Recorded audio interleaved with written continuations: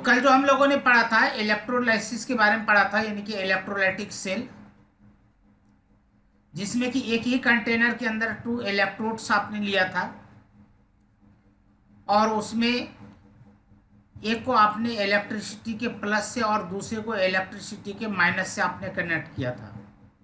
जिसे आपने इलेक्ट्रिसिटी के प्लस से कनेक्ट किया था उस इलेक्ट्रोड को एनोड कहा जाता है और वो यहाँ पर पॉजिटिव होता है, जबकि जिसे आपने इलेक्ट्रिसिटी के नेगेटिव पोल से आपने कनेक्ट किया था उसे कैथोड कहा जाता है और उसके ऊपर नेगेटिव चार्ज होते हैं। लेकिन आज जो हम लोग पढ़ने जा रहे हैं ये कुछ इस तरीके का आपको दिखाई पड़ेगा। इसमें 2 अलग अलग कंटेनर हैं और इसमें इलेक्ट्रिसिटी से इसको कनेक्ट नहीं किया जाता है। इसमें केमिकल एनर्जी इलेक्ट्रिकल एनर्जी में कन्वर्ट होता है, जबकि कल वाले लेक्चर में क्या था, वहाँ पर इलेक्ट्रिकल एनर्जी केमिकल एनर्जी में चेंज हो रहा था। लेकिन आज के लेक्चर में क्या है कि chemical energy is converted into electrical energy. इसके अंदर आप 2 हाफ सेल्स लेते हैं, आपको यहाँ पर दिखाई पड़ रहा है, एक हाफ सेल ये हो गया और दूसरा हाफ सेल ये हो गया। एक जगह ऑक्सीडेशन होगा यहाँ पर, जहाँ पर माउस में मूव कर रहा हूँ, जहाँ पर जिंक लिखा हुआ है, और जहाँ पर कॉपर लिखा हुआ है यहाँ पर रिडक्शन होता है। यानी कि यहाँ पर लेफ्ट साइड में जो जिंक आपको नजर आ रहा है, जिंक का इलेक्ट्रोड, यह एनोड है, और दूसरी साइड जो कॉपर का प्लेट है ये कैथोड है। एक याद रखिएगा कि कल जहां पर हमने एनोड लिया था वो पॉजिटिव था, लेकिन आज जो हमने एनोड लिया है ये टर्मिनल हमारा निगेटिव टर्मिनल कहलाएगा। आप देख सकते हैं यहाँ पर लिखा हुआ है निगेटिव टर्मिनल, जबकि इसमें कैथोड जो होगा वह पॉजिटिव टर्मिनल होगा। कैथोड को हमेशा राइट साइड में लिखा जाता है और एनोड को हमेशा लेफ्ट साइड में लिखा जाता है। और इन दोनों के बीच में जो आपको ये पर्पल कलर का नजर आ रहा है ये सॉल्ट ब्रिज है। सॉल्ट ब्रिज के अंदर कोई भी इनर्ट इलेक्ट्रोलाइट, जैसे कि potassium chloride, potassium nitrate, ammonium chloride, plus अगर यह जिलेटिन, इन दोनों का पेस्ट मिला करके भरा जाता है। यानी कि यह जो यू शेप का आपको ट्यूब दिखाई पड़ रहा है यह ग्लास का बना हुआ होता है। इसके अंदर कोई भी स्ट्रॉन्ग इलेक्ट्रोलाइट ले लेते हैं और अगर नाम का कोई केमिकल है इसके साथ मिक्स करके पेस्ट बना करके इसके अंदर फिल किया जाता है। और ये जो 2 टर्मिनल देख रहे हैं जिंक और कॉपर, इसे एक्सटर्नल वायर से कनेक्ट किया जाता है और यहाँ पर आप एमीटर या वोल्ट मीटर यूज कर सकते हैं। यहाँ तक समझ में आ गया। जहां पर जिंक लिखा हुआ है यह एनोड वाला टर्मिनल है, यहाँ पर ऑक्सीडेशन होगा, और दूसरे कंटेनर में यानी कि जहां पर कॉपर लिखा हुआ है यहाँ पर रिडक्शन होता है। पहले यहाँ पर ये जान लेते हैं सबसे पहले, क्योंकि एग्जाम में यह क्वेश्चन पूछा जाता है, what is the uses of salt bridge, या write the working of salt bridge, कुछ भी पूछा जा सकता है। तो ये 2 पॉइंट आप अपने कॉपी में नोट कर लें, ये स्क्रीनशॉट ले लें। यहाँ पर है it allow to flow of current by completing the circuit, और यदि इतना आप नहीं लिखना चाहते तो आप इतना भी लिख सकते हैं, it complete the electrical circuit.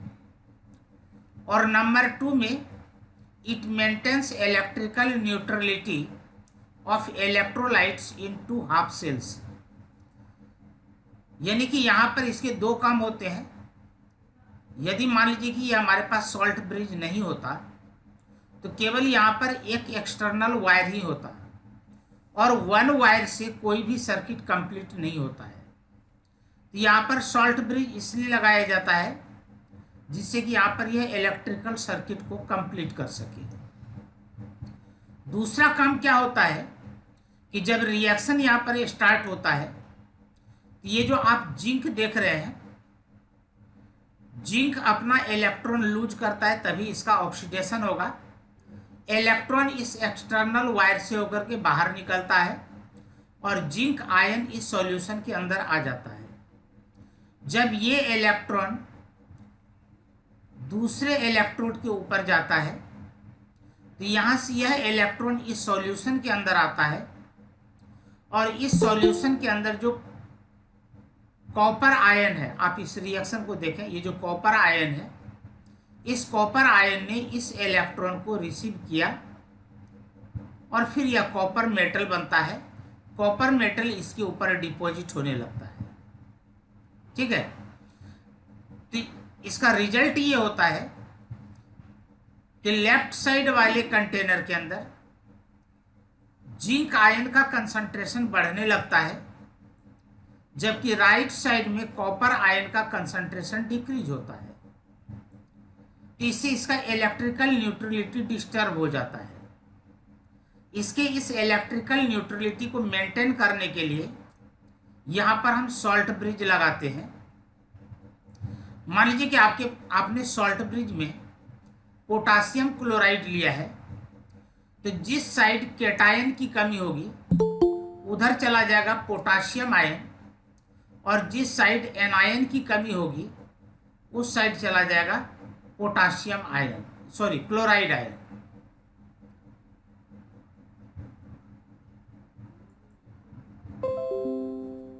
ठीक है, दोबारा सुन लें।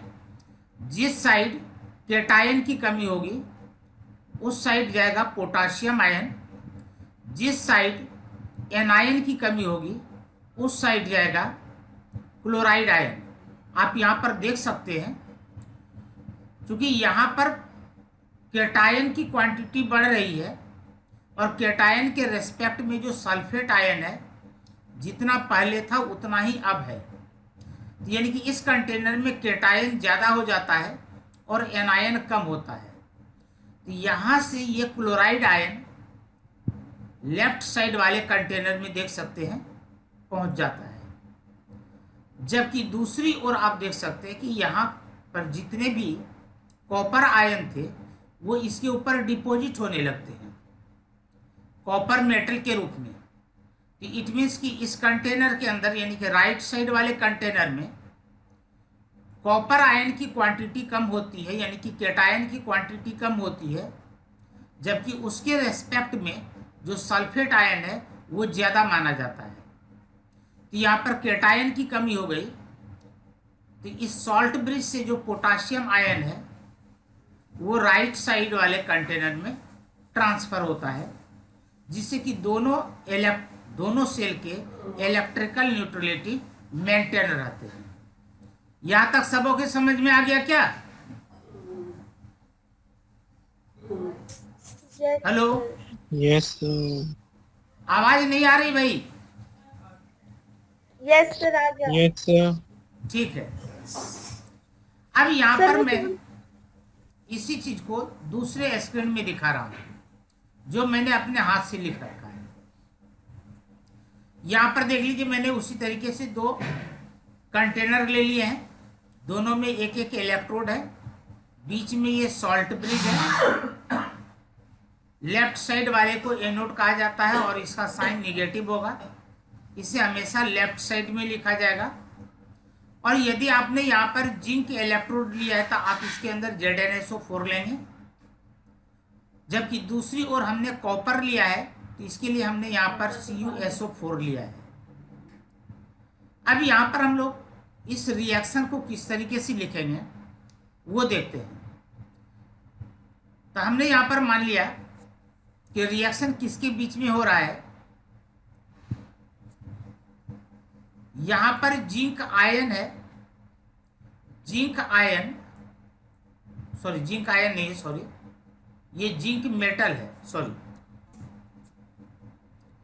ये जिंक मेटल है और CuSO4 के साथ रिएक्ट करता है आपने किसी न किसी क्लास में डिस्प्लेसमेंट रिएक्शन पढ़ा होगा। तो जो आपने डिस्प्लेसमेंट रिएक्शन पढ़ा होगा उस बेस पर आप समझने की कोशिश करें। Zn is more reactive than copper. तो जिंक क्या करता है, यहां से कॉपर को रिप्लेस करता है और यह ZnSO4 बना लेता है। तो ये जो मैंने रिएक्शन लिखा है इसे कहा जाता है केमिकल इक्वेशन। लेकिन इसी चीज को आप इस तरीके से भी लिख सकते हैं और हमें इसी तरीके से लिखना है जिसे कि कहा जाता है आयनिक इक्वेशन। तो यहां पर जिंक मेटल यानी कि इस इलेक्ट्रोड को हमने लिया है और यहां पर कॉपर आयन, इसके अंदर जो कॉपर आयन है इस कंटेनर के अंदर उस चीज को लिया है। जब यह जिंक कॉपर आयन ये आपस में रिएक्ट करते हैं तो यह कंपाउंड इस तरीके से बनाता है, यानी कि यह रिएक्शन इस प्रकार होता है। मैं इसको एनोड और कैथोड पर रिएक्शन करवा करके दिखा रहा हूं। यहां पर देखिए सेल रिएक्शन एट एनोड। तो एनोड आपका ये वाला पोर्शन है। यहां पर क्या करता है कि जिंक, ये जो आपको रेड कलर का ये रड दिखाई पड़ रहा है, ये जिंक का इलेक्ट्रोड है जो कि ZnSO4 के अंदर डिप किया गया है। जब सर्किट ऑन होता है तो जिंक अपना इलेक्ट्रॉन लूज करता है और इलेक्ट्रॉन इस रास्ते से बाहर निकलता है और जिंक आयन इस कंटेनर के अंदर आ जाता है। यहां तक समझ में आ गया? दोबारा समझ लें। यह जो जिंक मेटल है जो पिंक कलर का नजर आ रहा है, जब आप इसके अंदर इसको डिप करते हैं, ये मैंने एरो दिखा रखा है कि इलेक्ट्रॉन इस रास्ते से बाहर निकल रहा है, जबकि आयन इस कंटेनर के अंदर यानी कि इस सॉल्यूशन के अंदर आ जाता है। जब ये इलेक्ट्रॉन दूसरी ओर चला जाता है राइट साइड में, तो अब इसके लिए आप 8 नंबर में यहां पर देखें, मैंने यहां पर लिखा है सेल रिएक्शन एट कैथोड, यानी कि अब जो रिएक्शन होना है यहां पर होना है।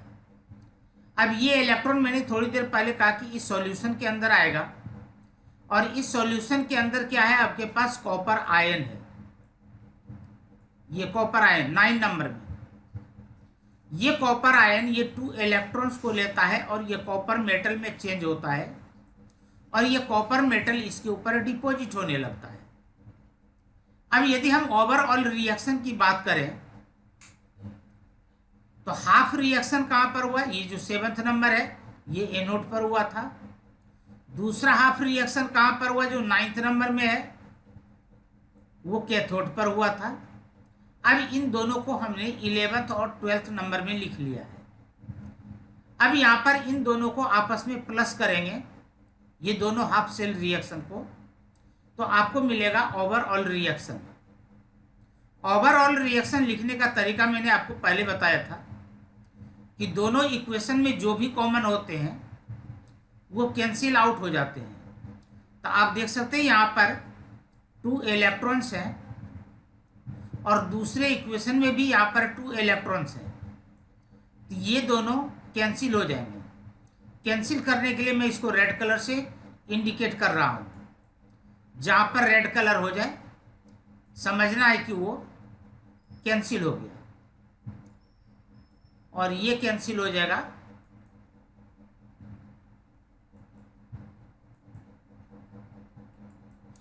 ये दोनों इलेक्ट्रॉन्स यहां से कैंसिल आउट हो गए। अब आपके पास क्या बचा, आपके पास बचा Zn प्लस Cu2 पॉजिटिव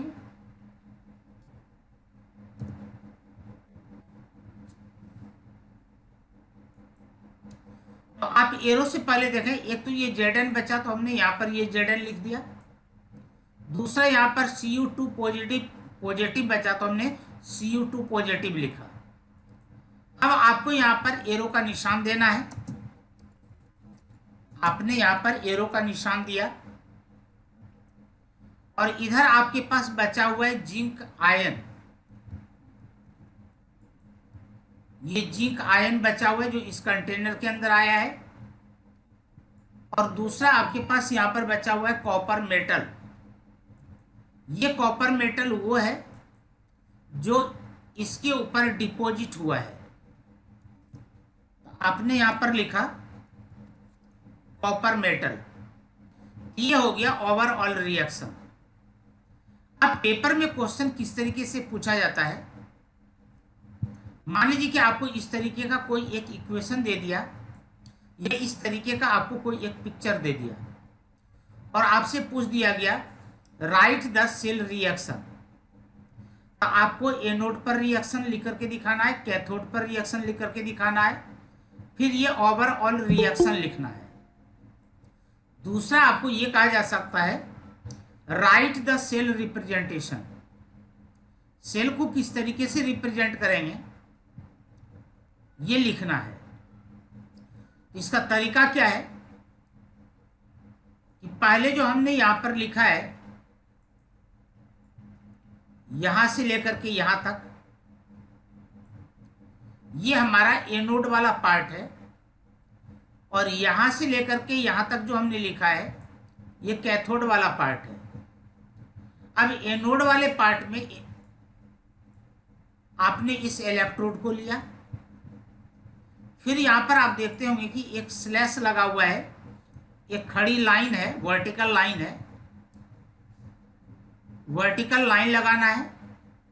और उसके बाद इस कंटेनर के अंदर जो इलेक्ट्रोलाइट्स हैं जिसका ऑक्सीडेशन नंबर चेंज हो रहा है वही लिखना है, क्योंकि सल्फेट आयन का ऑक्सीडेशन नंबर यहाँ पर चेंज नहीं हो रहा है, इसलिए हमने सल्फेट आयन नहीं लिखा है, केवल हमने यहाँ पर लिखा है जिंक आयन।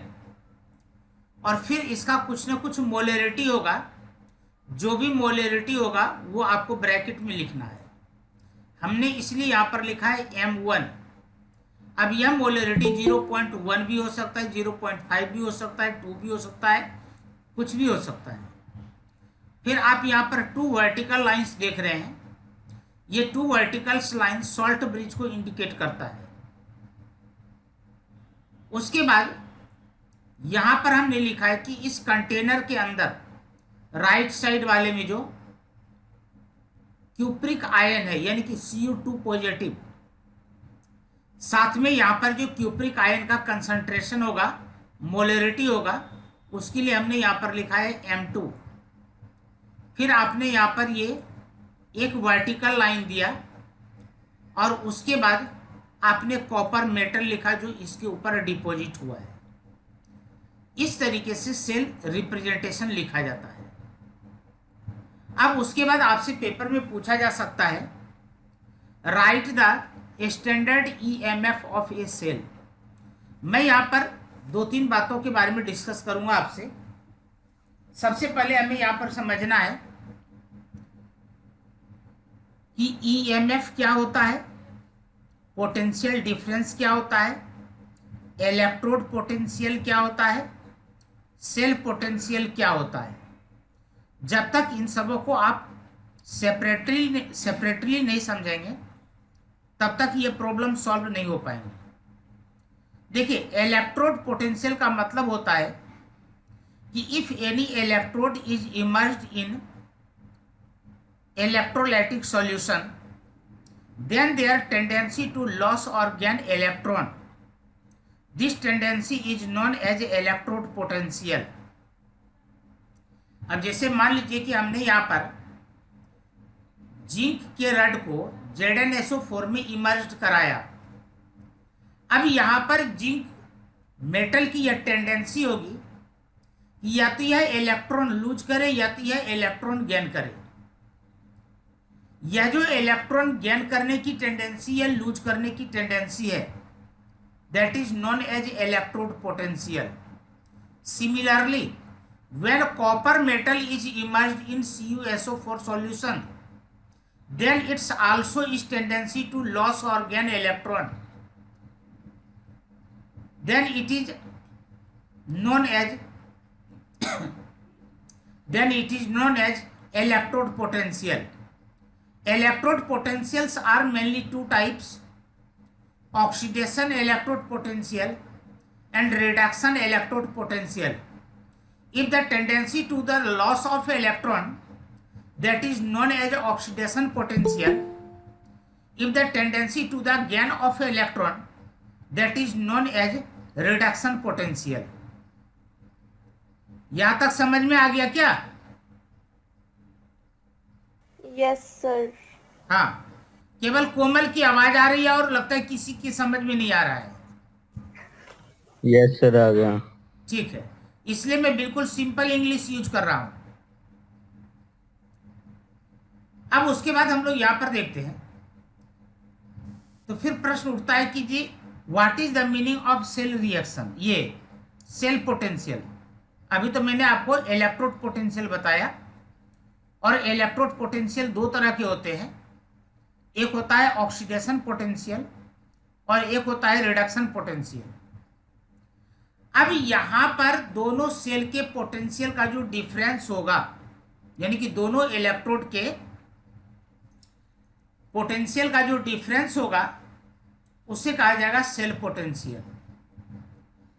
तब प्रश्न ये उठता है कि जी आपने यहां पर स्टैंडर्ड वर्ड यूज क्यों किया?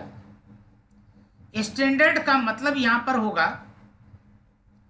कि चाहे ऑक्सीडेशन पोटेंशियल हो या रिडक्शन पोटेंशियल हो या सेल पोटेंशियल हो, यदि यहां पर इलेक्ट्रोलाइट का कंसंट्रेशन 1 मोलरिटी आपने लिया है, टेम्परेचर 298 केल्विन लिया है और एटमॉस्फेरिक प्रेशर 1 atm है, तो इस केस में जो भी इलेक्ट्रोड पोटेंशियल होगा या सेल पोटेंशियल होगा, उसे कहा जाएगा स्टैंडर्ड रिडक्शन पोटेंशियल, ये स्टैंडर्ड ऑक्सीडेशन पोटेंशियल या स्टैंडर्ड सेल पोटेंशियल। यानी कि कंडीशन है यहां पर कि टेम्परेचर 298 केल्विन होने चाहिए और मोलरिटी 1 m होने चाहिए। अब इसके लिए यदि एक फॉर्मूला देख लीजिए, ये फॉर्मूला है जहां पर ई नॉट लग जाए, इसका मतलब कि वह स्टैंडर्ड हो गया। और यहां पर देखिए नीचे में सेल लिखा हुआ है, आप इसको देखेंगे, मैं इसी को हाईलाइट कर रहा हूं। यहां पर मैंने लिखा है ई नॉट सेल, तो ई नॉट सेल का मतलब standard cell potential. E naught cell का मतलब स्टैंडर्ड सेल पोटेंशियल। अब ये स्टैंडर्ड सेल पोटेंशियल कैसे निकलता है? तो इक्वल टू देकर के देखिए, यहां पर लिखा हुआ है standard reduction potential at cathode. यहां पर जो ई नॉट कैथोड मैंने लिखा है, ये वास्तव में यहां पर है standard reduction potential at cathode, और यहां पर जो ई नॉट एनोड मैंने लिखा है, इसका मतलब हुआ standard reduction potential at anode. यानी कि ये दोनों हमारा इलेक्ट्रोड पोटेंशियल है, और दोनों इलेक्ट्रोड पोटेंशियल का जो डिफरेंस हो गया, यह हमारा कहलाया स्टैंडर्ड सेल पोटेंशियल। इसी को आप इस तरीके से भी लिख सकते हैं, E naught right minus E naught left, क्योंकि आपको पता है कि राइट साइड में हमेशा कैथोड लिखा जाता है और लेफ्ट साइड में हमेशा एनोड लिखा जाता है। अब मैंने यहां पर एक क्वेश्चन ले लिया, जो मैंने यहां पर ये लिखा है E naught Zn2 plus oblique Zn। Actually इसे पढ़ा जाएगा standard reduction potential at anode. इसका आपको वैल्यू दिया हुआ मिलेगा, इसका वैल्यू होता है -0.76 वोल्ट। और दूसरा यहां पर दिया हुआ है standard reduction potential CO2 positive oblique CO, इसका वैल्यू दिया गया है +0.34 वोल्ट। अब यदि ई नॉट सेल निकालना है, तो ई नॉट सेल के लिए आप देख सकते हैं कि पहले मैंने क्या लिखा, कैथोड। कैथोड पर ये वैल्यू कितना था, प्लस में 0.34। तो यहां पर मैंने लिखा है प्लस में 0.34। उसके बाद फॉर्मूले में माइनस है, इसलिए मैंने यहां पर फॉर्मूले में माइनस लिखा। फिर यहां पर एनोड का जो वैल्यू है वो -0.76 है, यहां पर मैंने लिखा -0.76, और इसे सॉल्व करेंगे तो आपको मिलता है 1.10 वोल्ट। तो इस तरीके से एक ये 2 नंबर का यह क्वेश्चन पूछा जाता है ई नॉट सेल निकालने के लिए। यहां तक किन्हीं को कोई डाउट हो तो पूछ लें। सर ई नोट सेल का फॉर्मूला ये तो लिखा हुआ है ई नॉट सेल का फॉर्मूला, देखिए तो मैं ब्लॉक बनाया, E naught cell equal to E naught cathode minus E naught anode.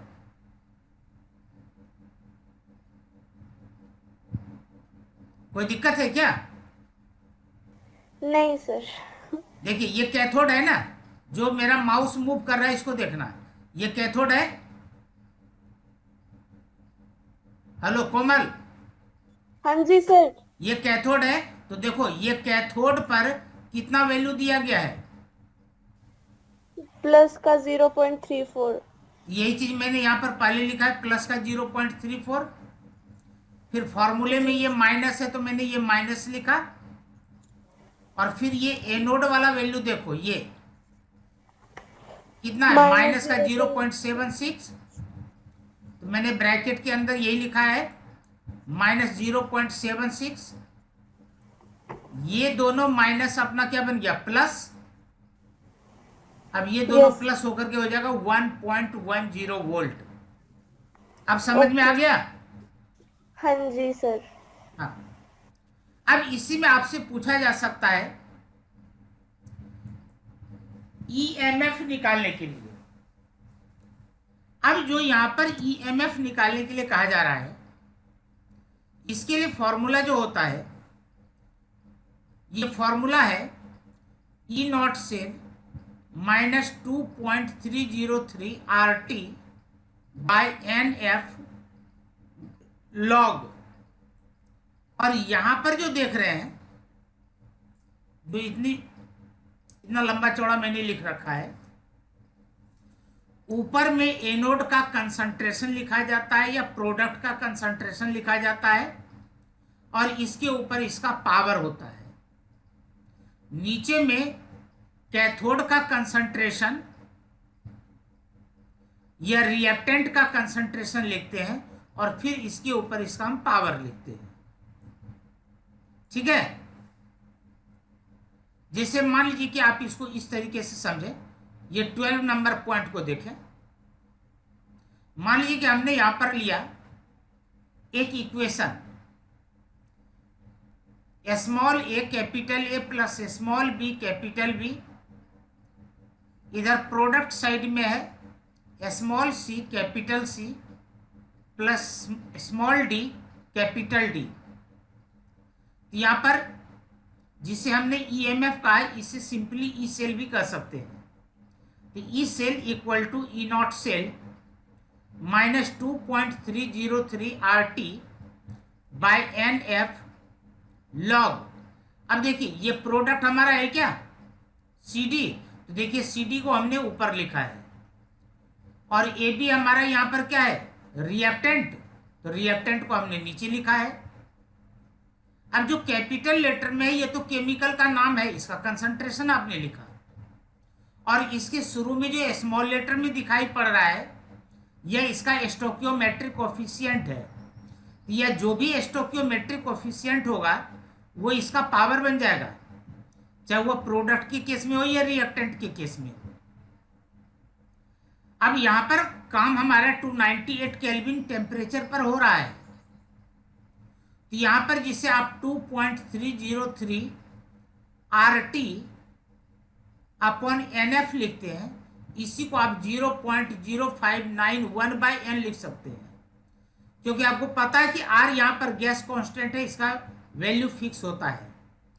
T यहां पर टेम्परेचर हो गया 298 केल्विन, एफ कल के लेक्चर में मैंने बताया था 96,500 कूलाम होता है।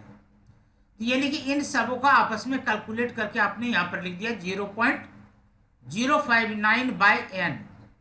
अब यहाँ पर एन क्या है? तो एन यहाँ पर नंबर ऑफ इलेक्ट्रॉन्स यानी कि number of moles of electrons है, कि जो यहाँ पर रिएक्शन हो रहे हैं इसमें कितने इलेक्ट्रॉनों का लेन देन हो रहा है। यहां तक समझ में आ गया क्या? हेलो? यस हाँ, थोड़ी तेज आवाज में बोलो भाई। Yes sir. यस सर आ गया। हाँ ठीक है। अब हम लोग यहां पर देखते हैं इक्विलिब्रियम कांस्टेंट और सेल के बीच में माने ईएमएफ के बीच में क्या रिलेशन है। इक्विलिब्रियम कांस्टेंट और ईएमएफ के बीच में रिलेशन। एक बात यहां पर याद रखिएगा, यदि कोई भी रिएक्शन इक्विलिब्रियम स्टेट में हो, यदि कोई भी रिएक्शन इक्विलिब्रियम स्टेट में हो तो वहां पर ईएमएफ का वैल्यू 0 होता है। ये आप अपने नोटबुक में लिख लें। The value of EMF of a cell is always equal to 0 at equilibrium state. Hello? Okay okay sir. Sir. हाँ, ओके इसके न्यूमेरिकल को कल देखेंगे क्योंकि टाइम ओवर हो गया। और घर में जाकर के नर्स्ट इक्वेशन की प्रैक्टिस करें। ये जो मैंने आपको बताया इसी को कहा जाता है नर्स्ट इक्वेशन। और आपके फाइनल पेपर में या मंथली टेस्ट में या कोई भी होगा, इसमें नर्स्ट इक्वेशन से रिलेटेड क्वेश्चंस जरूर पूछे जाएंगे। Thank you.